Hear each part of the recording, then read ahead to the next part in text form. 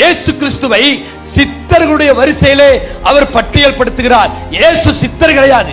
இந்தியாவிலே அநேகர் இயேசுவும் சித்தர் தான் என்று சொல்லுவார்கள். இயேசு சித்தர் இல்லை. இயேசு கிறிஸ்து இரட்சகர். மனுக்குலத்தை பாவத்திலிருந்து விடுதலையாக்கும்படியாக ஜீவனை கொடுத்த இரட்சகர்.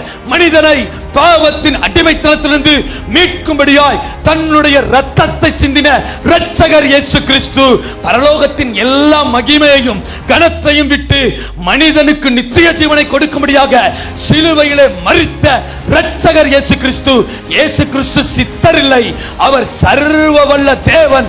இந்த இயேசு கிறிஸ்துவினுடைய நாமத்தின் மேல் விசுவாசம் வைத்து ஆண்டவரை ஏற்றுக்கொண்டு பரிசுத்தமாய் ஜீவித்து அவருடைய சித்தம் செய்து வாழுகிற மனிதனை நித்திய பரலோகத்திற்கென்றும் தேவனை அறியாமல் தேவனற்று பாவத்தை துணிகரமாய் செய்து அருவருப்பான வாழ்க்கை வாழ்ந்து கொண்டிருக்கிற மனிதனை, வேசிக்கல்லரை, விபச்சாரக்காரரை, கொலை பாதகரை தேவன் நித்திய நரகத்திற்கு அனுப்புவார் என்றுதான் வேத புஸ்தகம் நமக்கு போதிக்கிறது.